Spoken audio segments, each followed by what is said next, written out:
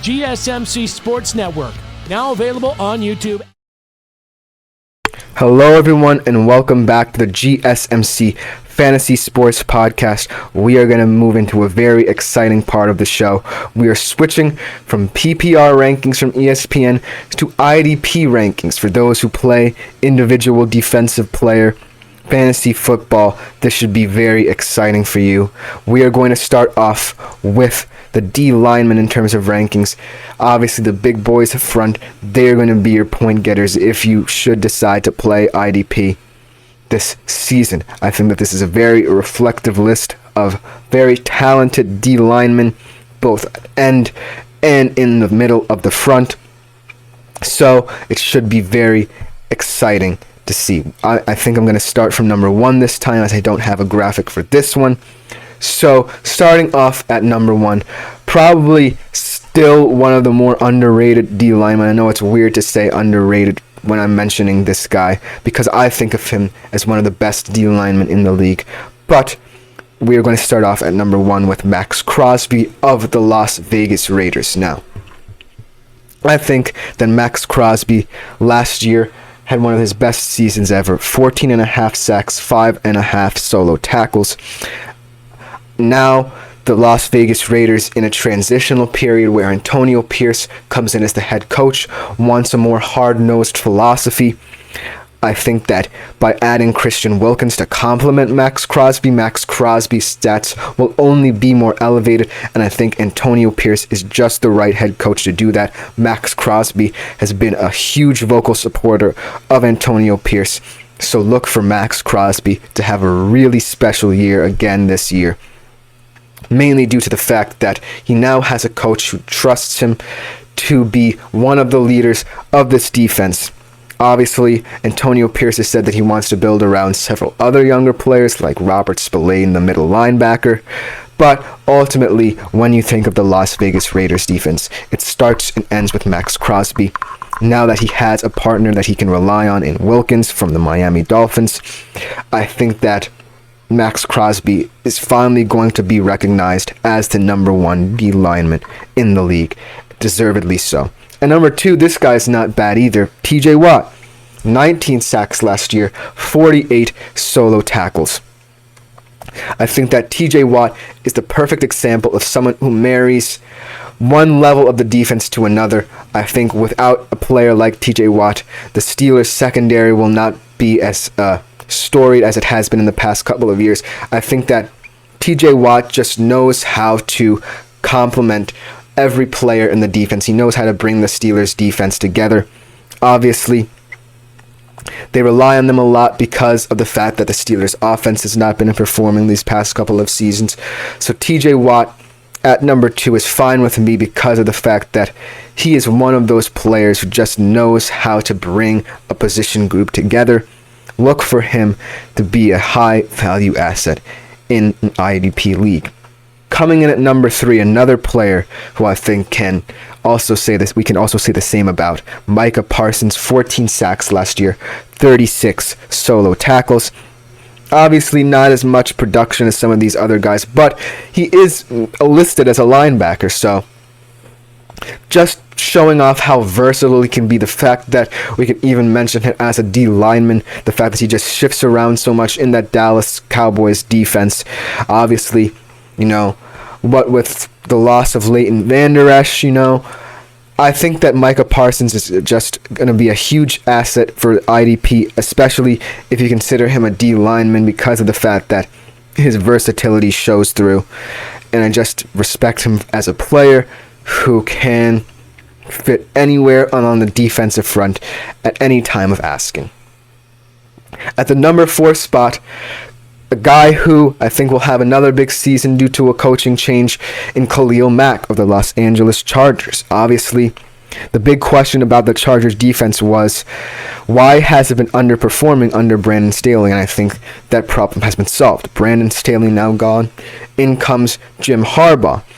Does that immediately fix the defense? No, but Khalil Mack doesn't need fixing. He had 17 sacks last year, 57 solo tackles, so he's not the problem. It's just the fact that I want to see this Los Angeles Chargers defense take that next step up, and Khalil Mack will be a huge part of that, along with Joey Bosa and a young secondary led by Asante Samuel. I'm really excited to see how the Chargers defense handles the coaching change, and I think you have two main guys who can get the job done for you any given time. So Khalil Mack, very well deserving of that number 4 spot.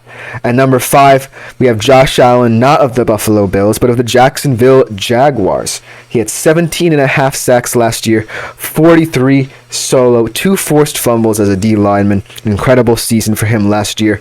In a Jacksonville Jaguars defense that really is very interesting, starting to take shape a little bit, obviously. Trayvon Walker, the first overall pick a couple of years back, finally getting incorporated into the team. They signed Eric Armstead from the San Francisco 49ers. So they're trying to piece together a nice little defensive front here.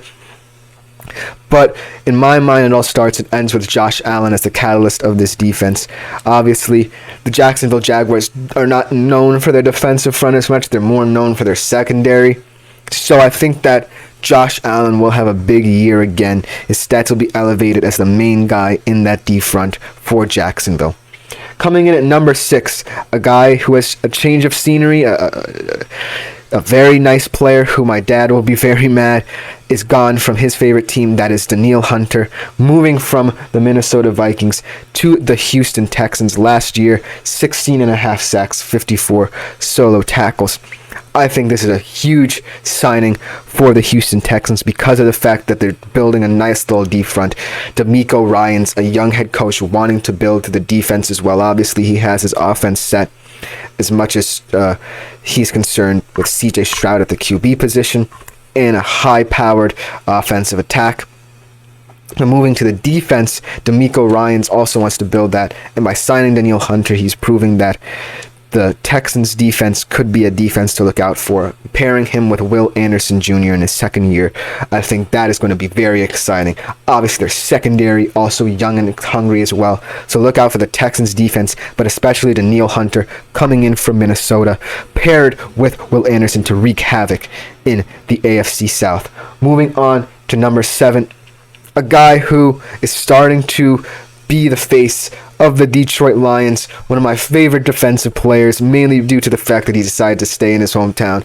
Aiden Hutchinson, what a guy. 36 solo tackles, 11.5 sacks, 3 forced fumbles last year. I just love Aiden Hutchinson, man. Just the face of that Detroit Lions defense, such a likable presence up front. And in terms of defensive prowess, the Detroit Lions are one of those up and down defenses. They want to focus on the secondary. I think they're starting to get the pieces up front with John Kaminsky, Aiden Hutchinson, Alex Anzalone at the linebacker spot. So they're starting to round into form a little bit.